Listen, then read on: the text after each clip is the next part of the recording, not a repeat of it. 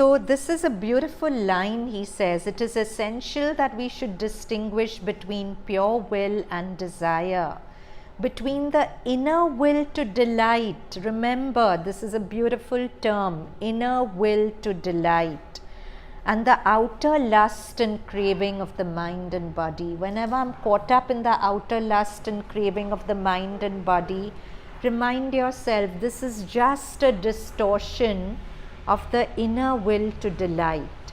I actually want mother, I actually want my own truth, but because I'm not able to access it, I'm thinking this will satisfy it and that will satisfy it, and it never will.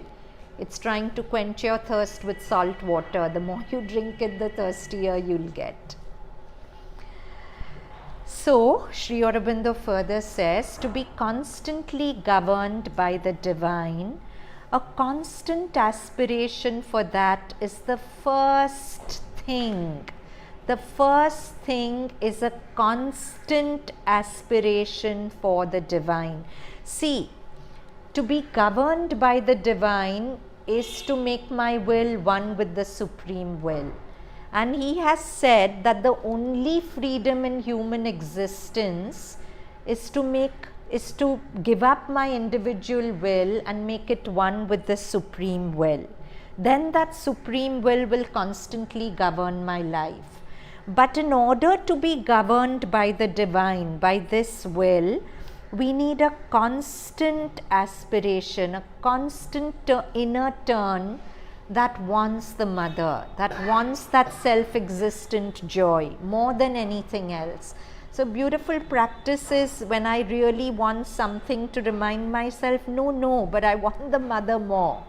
I want that shirt on online shopping, and before I press the button, put my hand on my heart and say, no, but I want the mother more.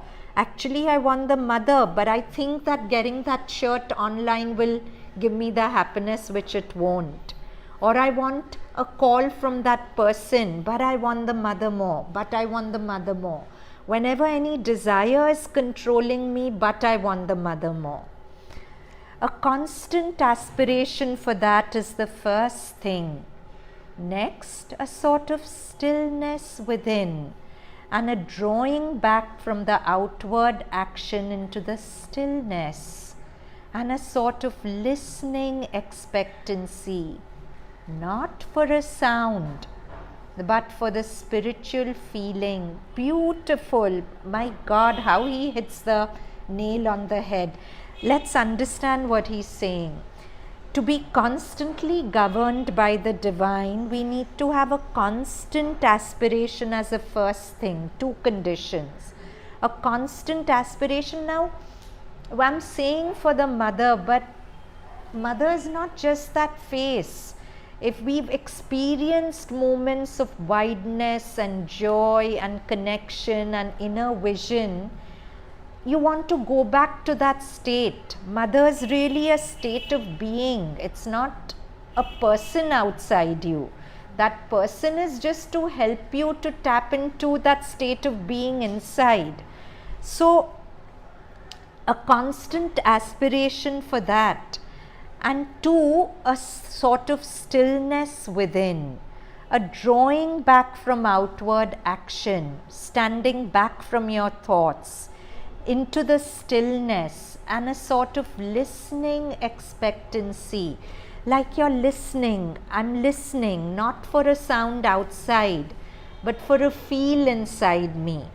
Not for a sound, but a spiritual feeling. You all understand this. If you've been with the mother, when you're meditating or concentrating, you're listening for that feel to arise from inside you, or a direction of the consciousness that comes through the psychic.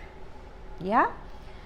The progressive surrender of our ignorant personal will and its merger into a greater divine, or on the highest summit's greatest supreme will, is the whole secret of Karma Yoga. Okay, the whole secret of Karma Yoga is a surrender of our ignorant personal will and its merger into the greater divine or the highest summits, the greatest supreme will, to bring about the conditions in which alone this vast and happy identity becomes possible. And to work out the lines we must follow to their end if we are to reach it is all the deeper purpose of this discipline. The first condition is the elimination of personal vital desire. Look, that's a very big goal, but we can take our baby steps towards it. Even that will help. Even the tiniest micro step we take in that direction, even that helps. So the first condition is the elimination of personal vital desire. For if desire intervenes, all harmony with the supreme will becomes impossible. If I'm constantly living out of my egoistic desire, that desire will constantly create disharmony with the supreme will. So 2-3 classes back, I'd read out Mother's words which explains this beautifully. She says that suppose supreme will creates a vibration. Now she is the supreme will. So she said, suppose I tell a person, give that to be. That's my supreme will. But a person's desire receives that supreme will and thinks, I'm giving you an example. This is not exactly what Mother says, but she said something to the effect, suppose that a person's desire comes in and says, no, Mother's given this, I'll keep it for myself. I won't give it to B. So that sets up a vibration which distorts the supreme will.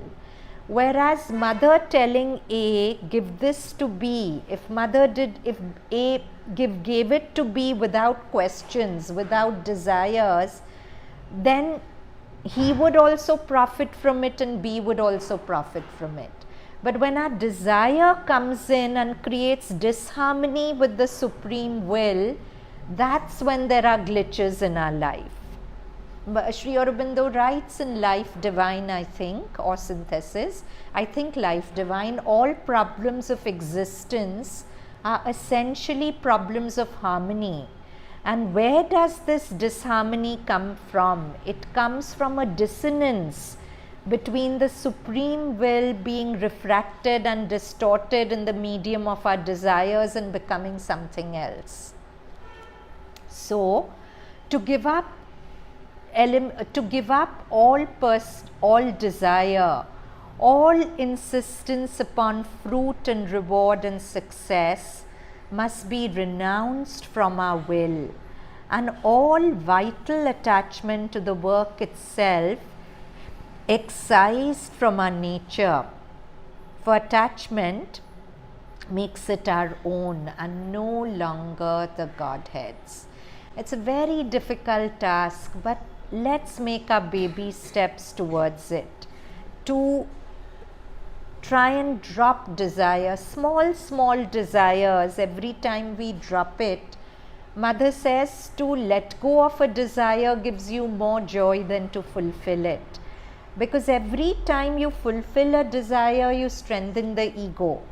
Every time you transcend a desire, the self with a capital S comes forward.